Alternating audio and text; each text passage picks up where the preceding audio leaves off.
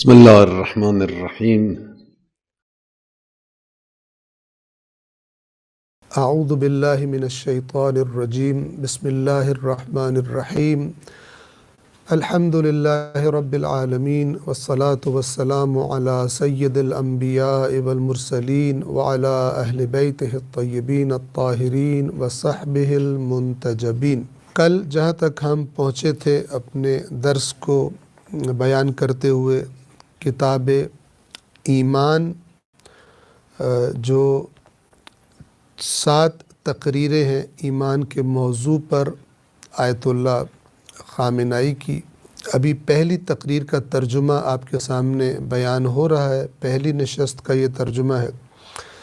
کل ہم کہاں تک پہنچے تھے کہ ہم نے عرض کیا تھا کہ خداوند عالم ضد نہیں کرتا بندے کے ساتھ، جتنا بھی گناہ گار ہو بندہ، خدا یہ نہیں کہتا کہ اب تو چاہے بھی تو میں تیری مغفرت نہیں کروں گا، بلکہ خداوند عالم فرماتا ہے کہ میں تو بہت زیادہ مغفرت کرنے والا ہوں۔ وَإِنِّي لَغَفَّارٌ ہے 82، وَإِنِّي لَغَفَّارٌ، اور یقیناً میں بہت زیادہ مغفرت کرنے والا ہوں، خلاؤں کو پر کر دینے والا ہوں، کمیاں بیشیاں دور کر دینے والا ہوں۔ لیکن کس کے لیے؟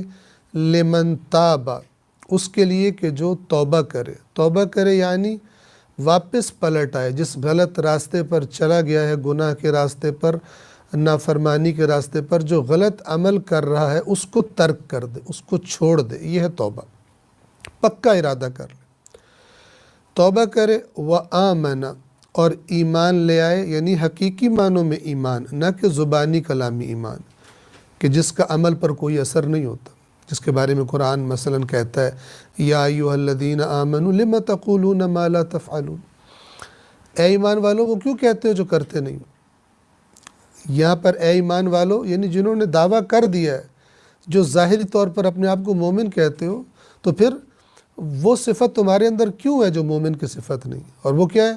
وہ کیوں کہتے ہو جو کرتے نہیں ہو، جو کہہ رہے ہو اس پر عمل بھی کر کے دکھاؤ۔ یا ایھا الذین آمنوا لم تقولون ما لا تفعلون، سورہ صف کی دوسری آیت ہے، 28واں جز ہے قرآن مجید کا، اس کتاب میں موجود نہیں ہے لیکن چونکہ مربوط تھی ہم نے اشارہ کر دیا۔ میں غفار ہوں اس کے لیے جو پلٹ آئے، توبہ کرے، ایمان لے آئے، اور اس ایمان کی نشانی کیا ہے؟ وَعَمِلَ صَالِحًا، صالح عمل انجام دے، پھر خرابیوں کی طرف دوبارہ نہیں جائے، ثُمَّ اهْتَدَىٰ، پھر اس ہدایت کو قبول کر لے، اپنے دل و جان کا حصہ بنا لے، اس راستے پر پکا ہو جائے۔ فرماتے ہیں کہ جو کل ہم نے آخری جملے آپ کی خدمت میں عرض کیے تھے، توبہ یعنی پلٹ جانا، اپنے ایمان کو مضبوط کر لے، عمل صالح انجام دے۔ عمل سے غافل نہیں ہونا چاہیے، اور صرف بولنے پر اور دل میں اچھی امیدیں رکھنے پر اکتفا نہیں کرنا چاہیے۔ اب یہاں پر یہ جملہ آیا کہ صرف بولنے پر، عمل سے غافل نہیں ہونا چاہیے، صرف بولنے پر اور دل میں اچھی امیدیں رکھنے پر اکتفا نہیں کرنا چاہیے۔ جیسے میں نے پہلے بھی عرض کیا تھا کہ کچھ لوگ کہتے ہیں میں گناہ کرتا ہی اس لیے ہوں کہ مجھے اللہ کی رحمت پر پورا بھروسہ ہے۔ یہ حماقت ہے، یہ شیطانی وسوسہ ہے۔ اللہ کی رحمت کہاں نازل ہوگی یہ اللہ سے پوچھو، نہ کہ گناہوں کی لذت کے لیے، گناہوں کی طرف جانے کے لیے غلط تعویلیں کر کے، اور اللہ تعالیٰ کی صفات کو غلط مقامات پہ رکھو، وہاں رکھو جہاں اللہ نے خود بتایا۔ توجہ فرما رہے ہیں؟ اب یہ کہ عملی طور پر اللہ کی نافرمانیاں کرنا اور امید رکھنا جنت کی، اللہ تعالیٰ نے یہ صفت قرآن کریم میں پہلے جز میں، پہلے سپارے میں یہودیوں کی اور مسیحیوں کی بیان کی کہ جو گمراہ ہو چکے تھے، عمل کے اعتبار سے بے عمل ہو چکے تھے، لیکن عقیدہ یہ رکھتے تھے کہ سوائے ہمارے کوئی اور جنت میں نہیں جا سکتا۔ یہ آیت اللہ خامنائی نے اس کتاب میں تو ان آیات کا تذکرہ نہیں کیا، لیکن میں آپ کی خدمت میں عرض کرنا چاہوں گا، چونکہ یہ جو جملہ انہوں نے یہاں پر بولا کہ صرف بولنے پر اور دل میں اچھی امیدیں رکھنے پر اکتفا نہیں کرنا چاہیے، یہ کیوں بولا جملہ؟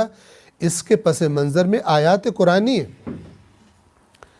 یہ پیغام قرآن کا پیغام ہے کہ اگر تم عمل سے غافل ہو، خدا کی اطاعت سے غافل ہو اور پھر امیدیں اچھی لگا کے بیٹھے ہو، اللہ کی رحمت سے ہمیں بڑی اچھی امید ہے، غلط کر رہے ہو۔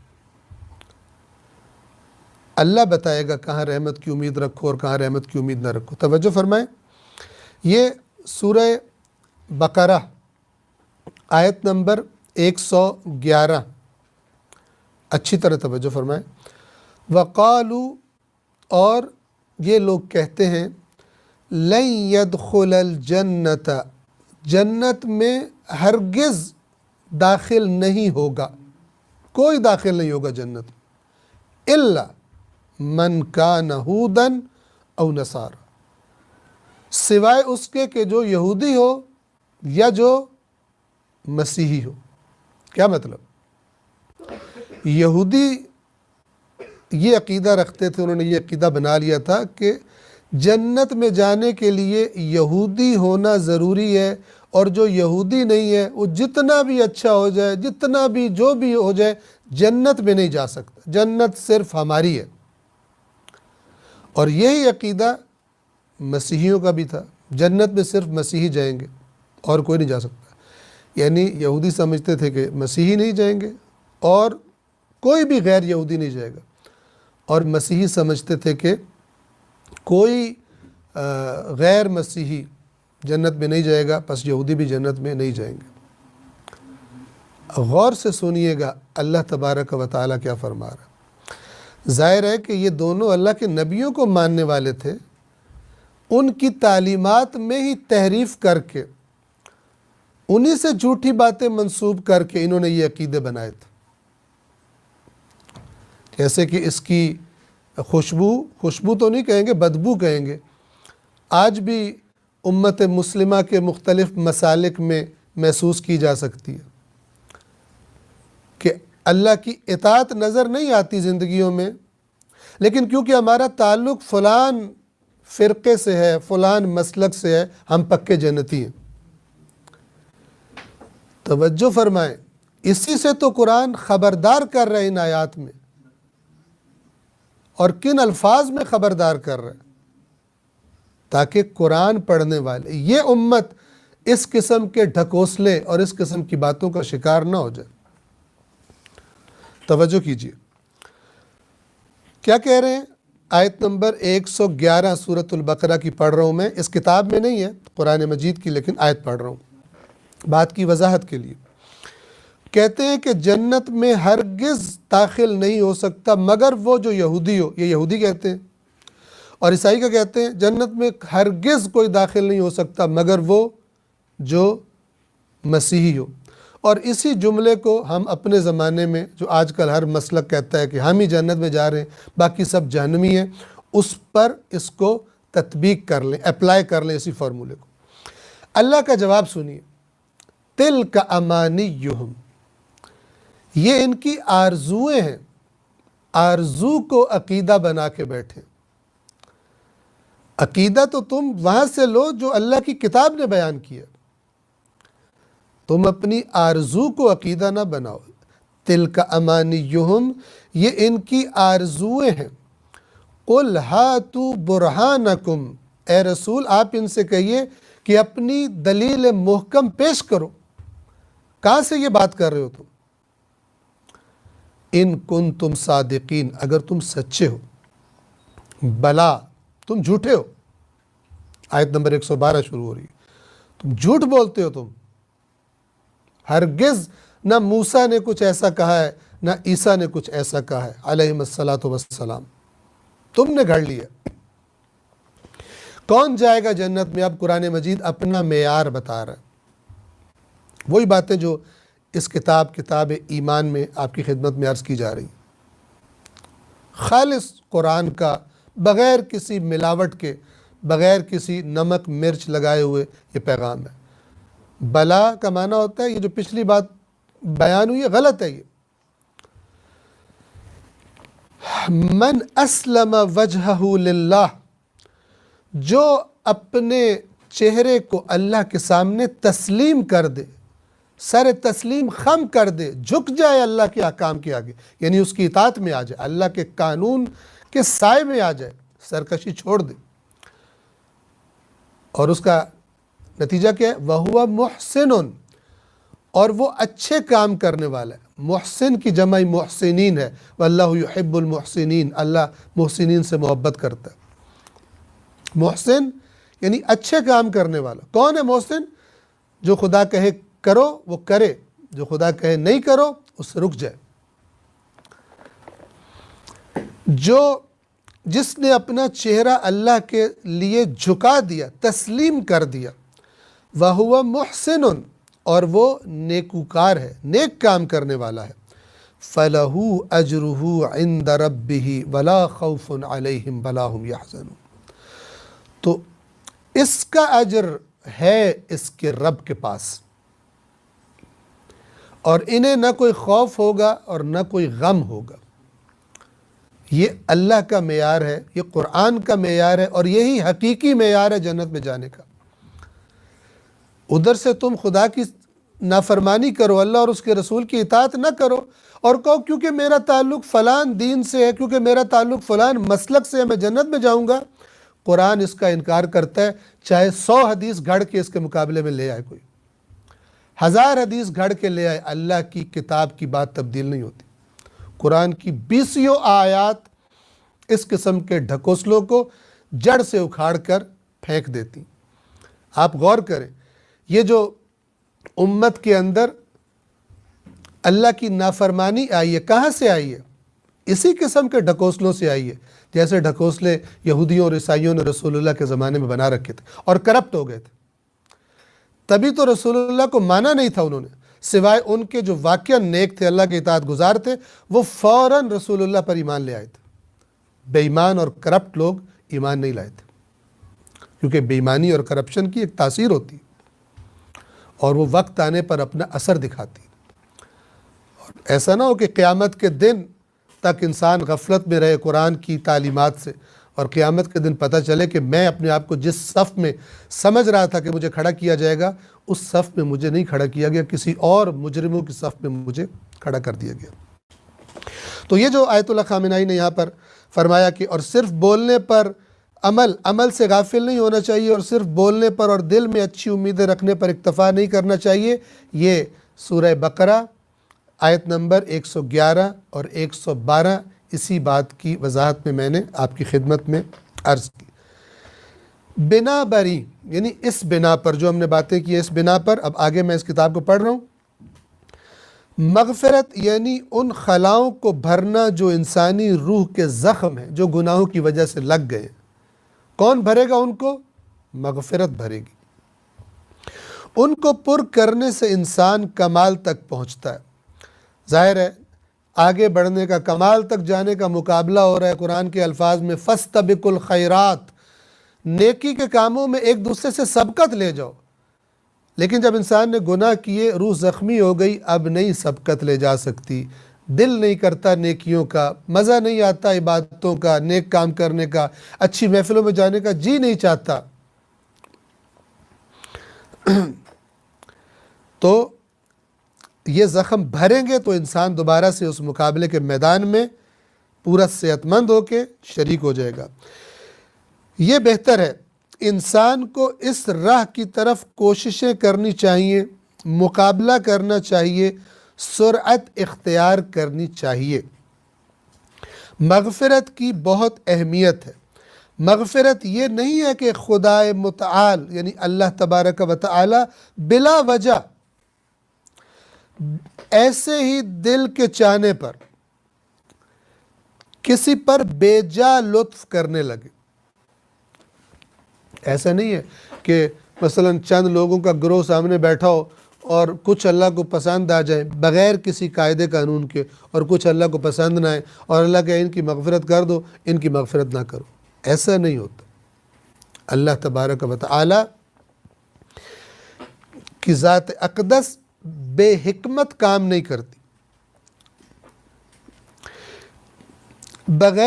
بغیر اس کے، توجہ فرمائیں، بغیر اس کے کہ خود اس نے لطف الہی کی راہ میں کوئی کوشش کی ہو.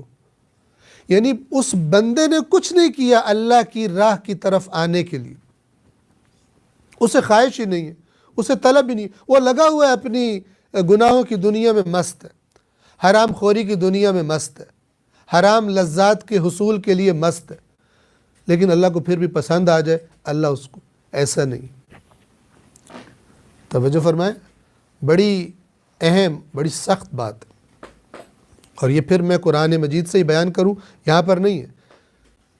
آپ سب جانتے ہیں کہ رسول اللہ تڑپ رہے تھے کہ سارا مکہ ایمان لے آئے، کوئی جہنمی نہ ہو، باقی نہ رہے جہنم میں جانے والا. سب کے لیے تڑپ رہے تھے، ان کے لیے بھی جو ان کو پتھر مار رہے تھے، ان کے لیے بھی جو اپنی زبانوں سے بدترین زخم لگا رہے تھے رسول اللہ کے قلب اطہر پر. لیکن اللہ کا یہ رحمت للعالمین نبی تڑپ رہا تھا. لیکن آیا اس تڑپ سے سب کی ہدایت ہو گئی؟ نہیں. قرآن نے اشارہ فرمایا، اِنَّكَ لَا تَهْدِي مَنْ أَحْبَبْتَ. اے رسول، آپ جس کے بارے میں پسند کریں آپ اس کی ہدایت نہیں کر سکتے. کیوں بھلا؟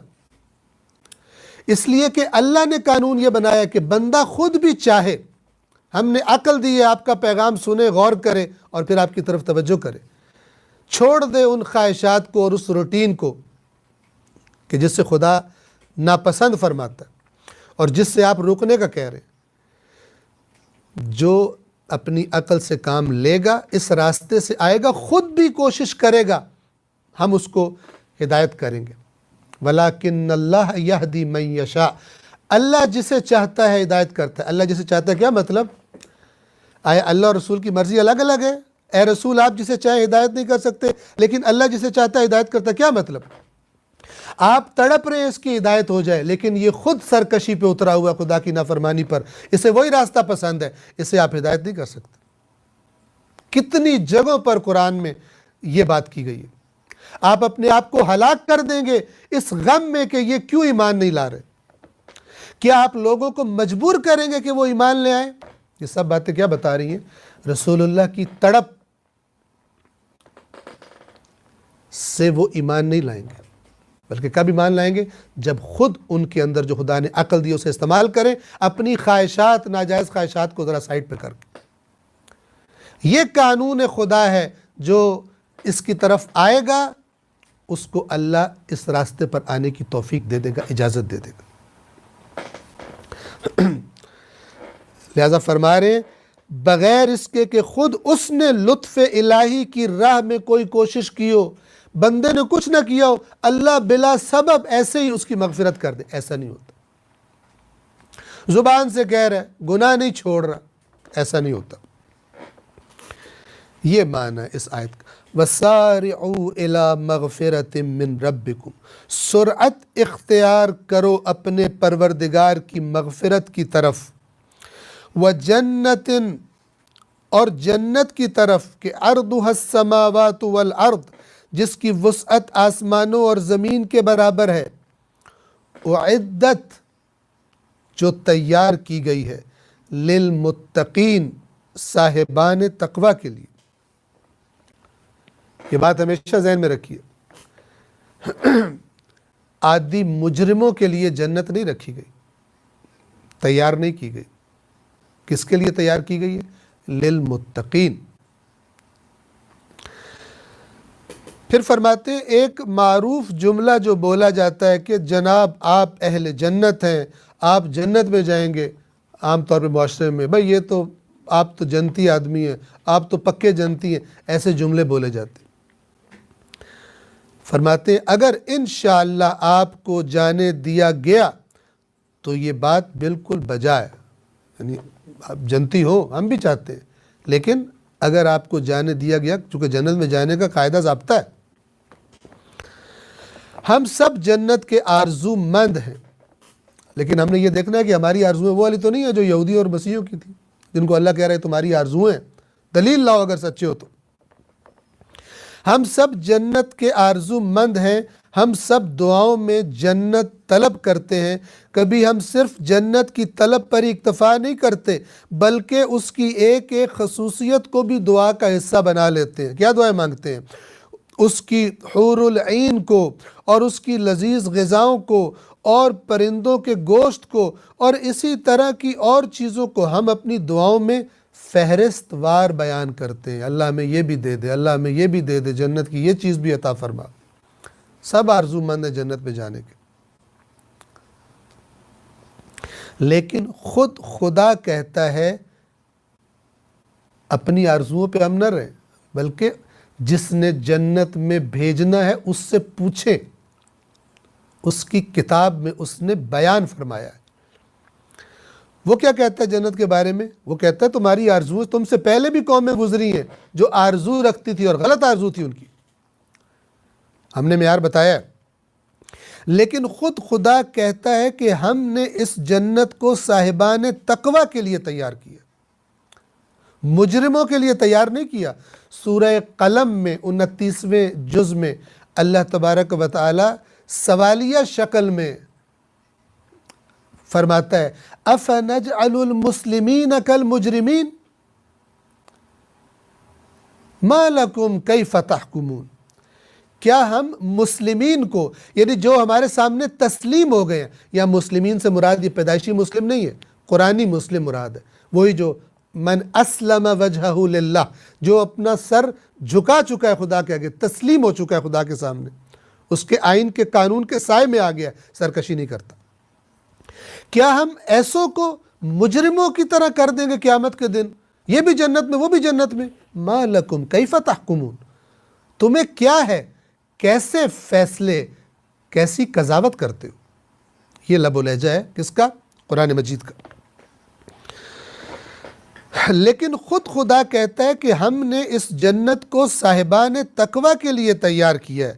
یہ دسترخوان کچھ خاص لوگوں کے لیے بچھایا ہے جن کے اندر تقوی ہے، جنہوں نے دنیا میں اپنے آپ کو روک کے رکھا ہے خدا کی نافرمانیوں سے، صبر رکھا ہے، حرام کی طرف نہیں گئے، ان کے لیے انہیں یہاں لازمی آنا ہے، اس دسترخوان پر بیٹھنا ہے اور اس علاقے میں داخل ہونا ہے، یعنی جنت میں۔ وہ کون ہے؟ وہ صاحبان تقوی ہے۔ اعدت للمتقین، وہ جنت تیار کی گئی ہے متقین کے لیے، صاحبان تقوی کے لیے۔ یہاں تک سورہ آل عمران کی آیت نمبر 133 تمام ہوتی ہے۔ آگے آیت اللہ خامنائی فرماتے ہیں کہ یہ صاحب تقوی کون ہے؟ اب خود آیت نمبر 134 میں اللہ تبارک و تعالی ان تقوی والوں کی نشانیاں بتا رہا ہے۔ اب ہونا کیا چاہیے کہ جب بندہ یہ بات سنے کہ جنت کن کے لیے تیار کی گئی، ان کے اندر کیا نشانیاں ہوتی ہیں، تو اب اگر میرے اندر وہ نہیں ہے تو میں اپنے اندر پیدا کرنے کی کوشش کروں، ہوشیار ہو جاؤں، بیدار ہو جاؤں، ادھر ادھر کی سر تال سننے کی جگہ اللہ کے کلام سے میں بیدار ہو جاؤں، اپنے کانوں کو لگا دوں خداوند عالم کے فرمان کی طرف۔ اللہ سے بڑھ کر سچی بات کون کرے گا اور کون بتائے گا مجھے؟ اور اگر قرآن کی ان باتوں کو مسلمان آج اپنے اوپر لاگو کرنا شروع ہو جائے، یہ معاشرہ جنت بن جائے گا، یہاں سے کرپشن ختم ہو جائے گی۔ جھوٹے جنت کے ٹکٹ بانٹ دینے سے معاشرے کی کرپشن ختم نہیں ہوتی، بلکہ اور زیادہ کرپٹ ہو جاتے ہیں، جیسے یہودی اور عیسائی کرپٹ ہو گئے تھے، سمجھتے تھے ہم پکے جنتی ہیں، سود کھا رہے تھے، بدکاریاں کر رہے تھے، سب کچھ کر رہے تھے، جنتی بھی پکے تھے۔ کیا آج ہم ایسے ہی جنتی ہیں، اپنے آپ کو سمجھ کے بیٹھے ہیں؟ یا یہ نشانیاں ہمارے اندر ہیں جو قرآن کریم بیان فرما رہا ہے؟ اگر قرآن والی نشانیاں ہیں تو جنت کی امید رکھیں، ورنہ اللہ ہم سے بھی یہی کہے گا تِلْکَ أَمَانِيُّهُمْ، یہ تو ان کی آرزو ہیں، یہ تمہاری آرزو ہیں، ہاتُوا برہانکم، اور برہان کہاں سے ملے گی؟ دلیل محکم اللہ کی کتاب سے، اور اللہ کی کتاب سے جو بات ٹکرائے گی وہ ختم ہو جائے گی، اس کی کوئی حیثیت نہیں ہے۔ اس فارمولے کو یاد رکھیں، ذہن نشین کر لیں۔ لیکن اس فارمولے پر آپ عمل تبھی کر سکتے ہیں جب آپ نے قرآن مجید کو اپنی زندگی میں شامل کر لیا۔ اور یہ ایام کے جب آپ کو گھر میں اتنا سارا ٹائم ملا ہے، بہترین ٹائم ہے۔ کسی نے ایک بڑی اچھی پوسٹ بنا کے بھیجی ہوئی تھی کہ اوپر لکھا ہوا تھا کوارنٹائن، ٹھیک ہے، اب کوارنٹائن کے لفظ سے آپ اچھی طرح آشنا ہے، آج کل جو گھروں میں لوگ بیٹھے ہوئے ہیں، یا مثال کے طور پر اپنے آپ کو علیحدہ کیا ہوا ہے تاکہ بیمار نہ ہو جائیں، یا خدا نخواستہ اگر ہمیں بیماری ہے تو کسی دوسرے کو نہ لگ جائے، تو اس نے کوارنٹائن لکھا ہوا تھا، پھر اس کے اوپر ایک لائن ڈال کے اسے کراس کیا ہوا تھا، اور نیچے لکھا ہوا تھا قرآن ٹائم۔ اس کوارنٹائن کو آپ بدل لیں قرآن ٹائم میں، اللہ کے ساتھ علیحدہ ہو جائیں، بندوں سے کٹ کے اللہ کے ساتھ کچھ عرصہ علیحدہ گزار لیں، دیکھیے آپ کی زندگی، یہ جن کو شر کے ایام سمجھا جا رہا ہے، یہ آپ کو ساری زندگی یاد رہیں گے کہ یہ آپ کے بہترین ایام تھے، اگر یہ ٹائم آپ اللہ کی کتاب کے ساتھ گزار لیں تو۔ اپنے نظریات کو پیش کریں، اپنے عقائد کو، اپنے افکار کو، آپ کا تعلق جس بھی مسلک سے ہے، اللہ کی کتاب کسی مسلک کے لیے خاص نہیں ہے، اپنے افکار کو پیش کریں قرآن مجید کی آیات کے سامنے، اور دیکھیں کہ اگر قرآن ان کی تائید نہیں کرتا، مخالف ہے، تو پھر آپ کو کس نے سکھایا یہ؟ اور کتنا بڑا ظلم ہو گیا آپ پر، کتنی بڑی غفلت کا شکار ہو گئے آپ، کتنے غیر سنجیدہ تھے آپ دین کے بارے میں، کہ جس کتاب سے سب سے پہلے دین سیکھنا چاہیے تھا، آپ کو اب پتہ چل رہا ہے۔ آپ عمر کے جس بھی حصے میں ہیں، قرآن کے معاملے میں بیدار ہو جائیے، قبل اس کے کہ زندگی کی مہلت ختم ہو اور روز قیامت ہو اور رسول اللہ شکایت کر رہے ہوں اللہ کی بارگاہ میں۔ قرآن مجید میں سورۃ الفرقان کی آیت نمبر 30 کے مطابق رسول اللہ شکایت کر رہے ہوں، ہم جائیں رسول اللہ کی شفاعت کی امید میں، اور رسول اللہ اللہ کی بارگاہ میں شکایت کر رہے ہوں ان تمام لوگوں کی جو قرآن سے دور تھے۔ وَقَالَ الرَّسُولُ يَا رَبِّ إِنَّ قَوْمِ اتَّخَذُوا هَذَا الْقُرْآنَ مَهْجُورًا، اور قیامت کے دن رسول اللہ شکوہ کریں گے کہ اے میرے پروردگار، میری قوم نے، میری اس امت نے اس قرآن کو ترک کر دیا تھا، مہجور، ہجرت کر گئے تھے، دوری اختیار کر لی تھی، اس سے دین نہیں سیکھتے تھے۔ اس شکایت سے بچنے کا بہترین موقع ہے۔ ان دنوں کے بعد جب یہ حالات ختم ہوں گے، دوبارہ سے مصروفیات لوٹ آئیں گی، پھر شاید اس طرح توجہ نہ دے پائیں، خود بھی، اپنے گھر والوں کو، اپنے بچوں کو قرآن مجید سے مانوس کرنے کے بہترین دن ہیں۔ توجہ کیجیے، صاحبان تقوی کون ہے؟ اب اللہ بتا رہا ہے جن کے لیے میں نے جنت تیار کی ہے، ان کی کیا صفات ہیں، کیا خصوصیات ہیں ان کی۔ اعدت للمتقین، اہل تقوی کے لیے تیار کی گئی ہے کیا چیز؟ جنت۔ جب بھی آپ کے سامنے، فرما رہے ہیں، جب بھی آپ کے سامنے آیات کی تلاوت کی جائے تو ترجمے پر اچھی طرح سے غور کیجیے۔ رائج نہیں ہے ہمارے یہاں، لیکن آیات کو ایسے ہی نہ سن لیں بغیر سمجھے، غور کیجیے۔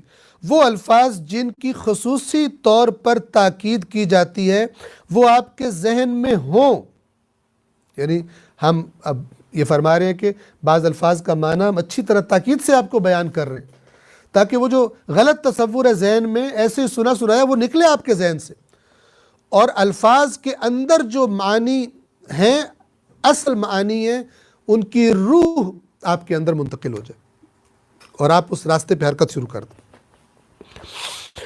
وہ الفاظ جن کی خصوصی طور پر تاکید کی جاتی ہے وہ آپ کے ذہن میں ہو تاکہ تلاوت کے دوران آپ کا ذہن الفاظ کے ساتھ فوراً معانی تک پہنچ جائے۔ اللہ آپ کو کیا بتانا چاہ رہا ہے ان الفاظ کے ذریعے سے، آپ کا ذہن ساتھ ساتھ وہاں پہنچتا رہے۔ اعدت للمتقین، توجہ فرمائیے، تیار کی گئی ہے اہل تقوی کے لیے، متقین کے لیے۔ اہل تقوی کون ہے؟ اب یہاں سے شروع ہو رہی ہے سورہ آل عمران کی آیت نمبر 134، 134۔ کون ہے اہل تقوی؟ الذین، وہ لوگ کہ جو کیا کرتے ہیں، युनफिकून फिस्सर्रा'i वद्दर्रा, जो लोग इन्फाक करते हैं। इन्फाक क्या है? अभी बहुत खूबसूरत इसका बयान आगे आ रहा है। हम समझते हैं कि बस अल्लाह के रास्ते में खर्च कर दिया हमने, ये इन्फाक हो गया। हर खर्च इन्फाक नहीं है। खुशहाली और तंगी में, अल्लदीन युनफिकून फिस्सर्रा'i वद्दर्रा, जो लोग इन्फाक करते हैं खुशहाली और तंगी में, यानी चाहे खुशहालियों का ज़माना हो, कारोबार प्रॉफिट में जा रहा हो, हालात बहुत अच्छे हो, तब भी खर्च करते हैं खुदा के रास्ते में, फिस्सर्रा। लेकिन जब हालात कुछ सख्त हो जाएं तब छोड़ देते हैं, नहीं। वद्दर्रा, दर्रा यानी सख्तियों का ज़माना, मुश्किलात का ज़माना, बीमारी आ गई, कारोबार में उस तरह प्रॉफिट नहीं हुआ, लेकिन इनकी कमिटमेंट अल्लाह के साथ इतनी ज़बरदस्त और पक्की है कि ये नहीं टूटती। इन्होंने अल्लाह के साथ कमिटमेंट की हुई है, किसी बुरी आदत के साथ कमिटमेंट नहीं की, किसी बुरे के साथ कमिटमेंट, बुरी जगह पर पैसा खर्च करने की कमिटमेंट नहीं की, अल्लाह के रास्ते में खर्च करने के लिए कमिटेड है, गोया अहद किया हुआ इन्होंने। और हालात अच्छे हो या बुरे हो, ये खर्च करते हैं खुदा के रास्ते में। यह है कुरानी ईमान, यह है तकवा। तवज्जो फरमाएं। जो लोग इन्फाक करते हैं खुशहाली और तंगी में, ये फरमाते हैं ये बातकवा होने की एक शर्त है। इन्फाक करना, अल्लाह के रास्ते में खर्च करना, इनके लिए जन्नत तैयार है। अब इसके बाद बयान फरमा रहे हैं कि इन्फाक क्या चीज़ है। फरमाते हैं इन्फाक के भी अब तक चंद एक बार माना कर चुका हूँ, यानी फरमा रहे हैं कि इससे पहले जो दर्स वगैरह होते रहे उनमें मैं कई दफ़ा इन्फाक का माना बयान कर चुका हूँ, लेकिन कोई हरज नहीं है इसे एक बार फिर दोहरा दूँ, क्योंकि गालिबन ये वो बातें हैं जो ताज़ा ताज़ा आपके कानों तक पहुँच रही हैं, यानी आपने अच्छी तरह गौर करके हकीकी मफ़हूम आप तक नहीं पहुँचा, लिहाजा मैं बार बार इसको दोहराता हूँ जब भी इसका ज़िक्र आ जाए, ताकि ये मफ़हूम अच्छी तरह आपके जहनों में बैठ जाए। इन्फाक क्या चीज़ है? जिस कदर दोहराई जाएंगी ये बातें, उतना ही आपके दिल में बैठ जाएंगी, और ये बेहतर ही है। इस रेपिटेशन में, इस तकरार में कोई ऐब नहीं, जो बात को अच्छी तरह आपके जहन में बिठाने का सबब बन जाए। इन्फाक और खर्च करने में फ़र्क है। इन्फाक और चीज़ है, खर्च करना और चीज़ है। खर्च करना यानी इंसान कुछ पैसे खर्च कर दे, कहीं भी खर्च कर दे, उसे कहेंगे हम कि उसने पैसे खर्च किए। फरमाते हैं, तवज्जो कीजिएगा, इन्फाक भी खर्च करना है, लेकिन हर खर्च करना इन्फाक, हर खर्च को इन्फाक नहीं कह सकते। उस खर्च करने को इन्फाक कहते हैं जिससे एक खला भर जाए। मगफिरत के माने में क्या कहा था? खला भर जाए, ज़ख्म भर जाए, नॉर्मल सेहतमंद हो जाए। इन्फाक क्या है? खला का भर देना। ये इन्फाक का लफ्ज़ नफ़क से निकला है। नफ़क पहाड़ के अंदर की मसलन या किसी गार को, किसी सुराख वगैरह को कहा जाता है। और इन्फाक के लफ्ज़ का एक माना क्या है? उस गार को, उस खाली जगह को भर देना, पुर कर देना। तवज्जो फरमा रहे।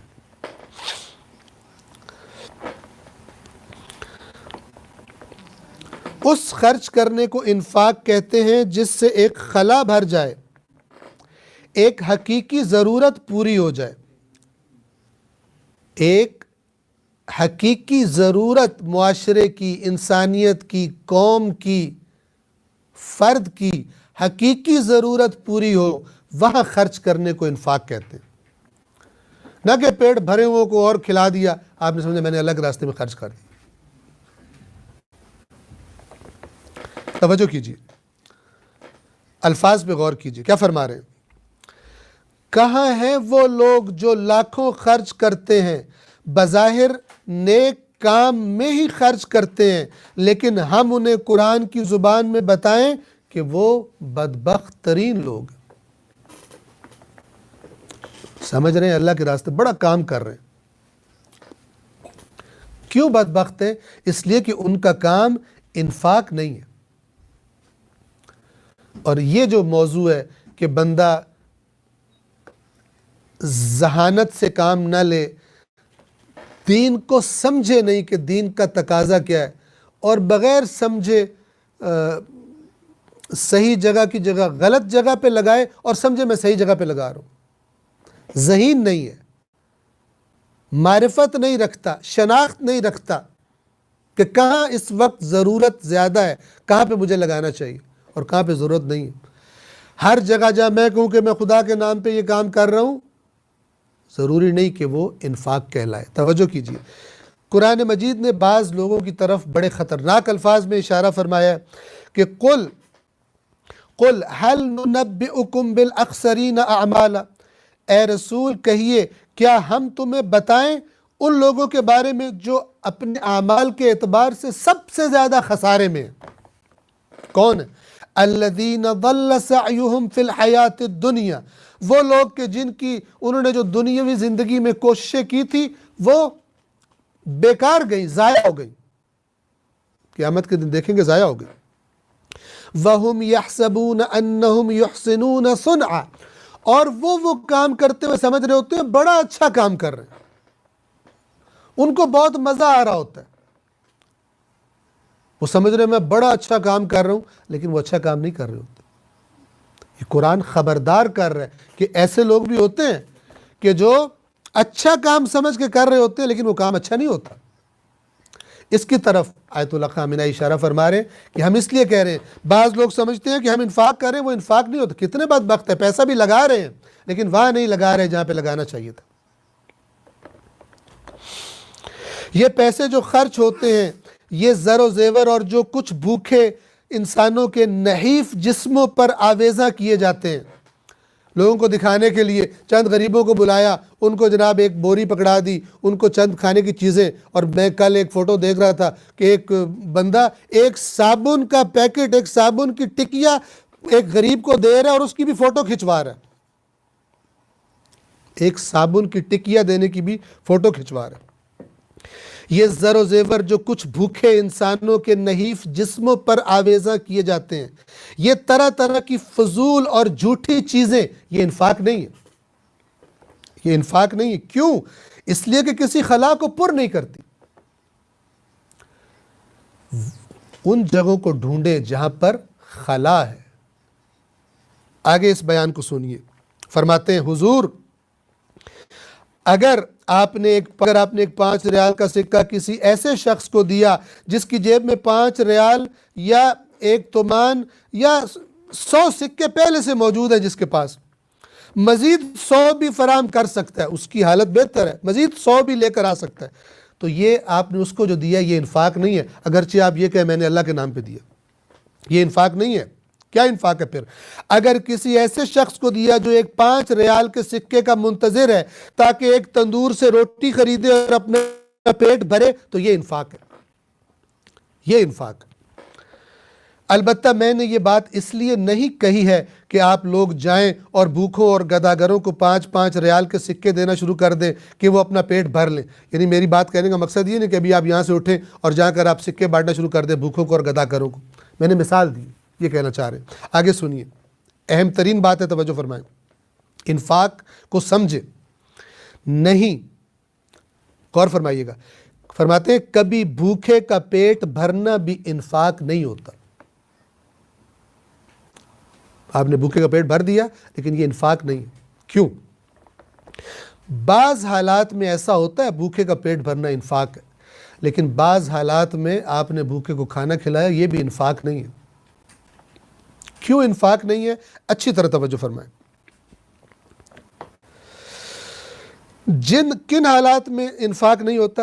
جن حالات میں غربت اور بھوک خود رو جھاڑیوں کی طرح بے حساب و کتاب زمین پر اگ رہی ہو، وہاں ایک بھوکے کا پیٹ بھرنا خود رو جھاڑی کے کسی اوپری حصے کو کاٹنے کے برابر ہے۔ بیابان میں جھاڑیوں کی کیا قیمت ہوتی ہے؟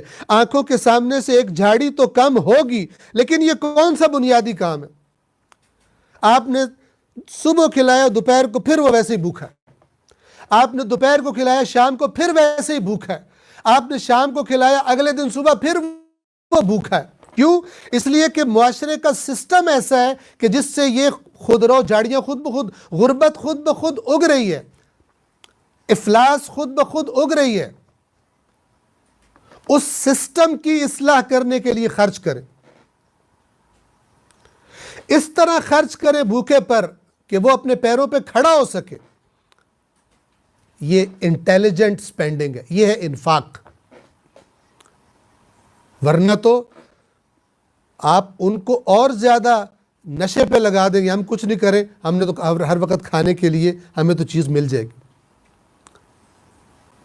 زیادہ لوگ ایسے ہیں ہمارے معاشرے کے کہ جو مسائل کو جڑوں سے حل کرنے کے لیے نہیں سوچتے اور انفاق نہیں کرتے، بلکہ سمجھتے ہیں کہ نقد یہی ہے کہ دیگ پکائی اور کھلا دیا، ختم۔ باقی چیزیں ان کی میں کیا کہوں، موٹی عقل میں جلدی نہیں آتی۔ موٹی عقل یعنی غیر قرآنی عقل، وہ عقل جس کی قرآن سے رہنمائی نہیں ہوئی، اللہ سے رہنمائی نہیں ہوئی، جس کی سن سنا کے اور دیکھ دکھا کے جو چل رہا تھا معاشرے میں وہ بھی چل رہا، اسی کے پیچھے پیچھے۔ بس یہ فرما رہے ہیں کہ جن حالات میں غربت اور بھوک خود رو جھاڑیوں کی طرح بے حساب و کتاب زمین پر اگ رہی ہو، وہاں ایک بھوکے کا پیٹ بھرنا خود رو جھاڑی کے کسی اوپر کے حصے کو کاٹنے کے برابر ہے۔ آپ کاٹیں گے، کل پھر وہ نکل آئے گا دوبارہ۔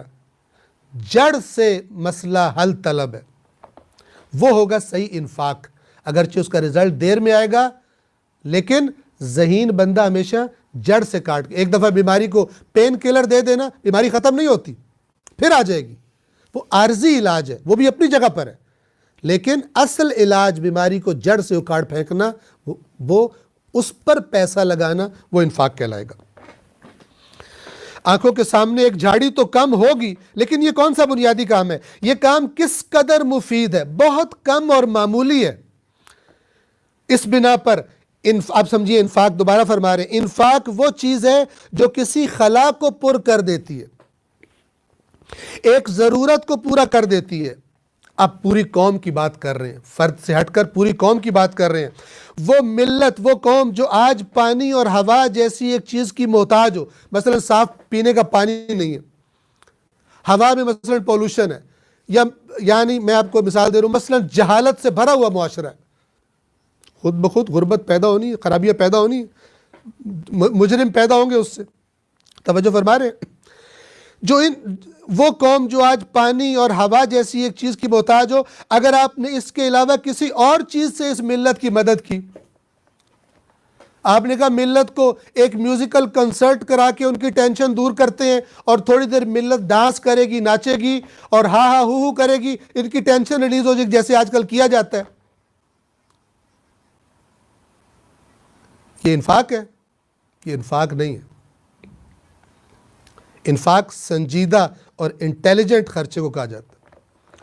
کچھ لوگ کشمیر آزاد کرا رہے گانے گا کر، میوزیکل چیزوں پہ خرچ کر رہے ہیں تاکہ اس سے کشمیر آزاد ہو جائے،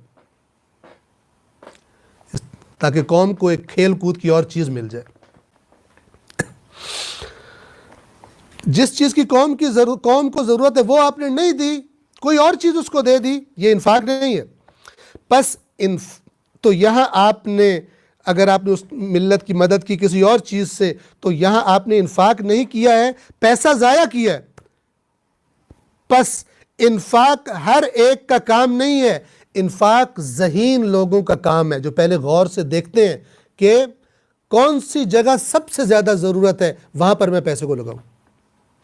نہ کہ میرے ابا چونکہ ادھر خرچ کرتے تھے، میں نے ادھر، میرے دادا، میرے نانا، ہمارے آباء و اجداد، ہماری فیملی چونکہ ادھر خرچ کرتی ہے، ہم نے اپنی رسم پوری کرنی۔ سبحان اللہ، یہ کون سی رسم؟ جب ان سے کہا جاتا ہے اس کی پیروی کرو جو خدا نے نازل کیا ہے، کہتے ہیں جو ہمارے باپ دادا کرتے تھے ہم اس کی پیروی کریں گے۔ قرآن کا جواب، بعض لوگوں کے لیے رسمیں قیمتی ہوتی ہیں، اس پر خرچ کریں گے، اسے چمکائیں گے، لیکن ذہانت سے سوچیں گے نہیں کہ واقعاً خرچ کہاں پر مجھے کرنا ہے۔ انفاق ہر ایک کا کام نہیں ہے، انفاق ذہین لوگوں کا کام ہے، وہ لوگ جو خالی جگہوں اور ضرورتوں کو سمجھتے ہوں اور تیار ہوتے ہوں کہ ان خالی مقامات اور ضرورتوں کو بھر دیں۔ انفاق بہت اہم چیز ہے۔ الذین ينفقون فی السراء والضراء، وہ لوگ ہیں متقین جن کے لیے اللہ نے جنت تیار کی ہے کہ آسانیوں میں ہو یا مشکلات میں ہو، کمیٹڈ ہوتے ہیں، متعاہد ہوتے ہیں، گویا عہد معاہدہ کیا ہے اللہ کے ساتھ کہ اس کے راستے میں خرچ کرنا، انفاق کرنا، نہ ہر خرچ، انفاق کرنا۔ یہ ذہین ہے، روح دین سے واقف ہیں، ملت کی ضروریات کو اپنی نظروں میں رکھتے ہیں، ملت کی، معاشرے کی، انسانیت کی فکر میں رہتے ہیں، اور انہیں پتہ ہوتا ہے کہ کہاں پر سب سے زیادہ ضرورت ہے، وہاں جا کر اپنے پیسے کو لگاتے ہیں۔ اہل تقوی کی ایک نشانی یہ ہے کہ انفاق کرتے ہیں خوشحالی میں بھی اور تنگی میں بھی۔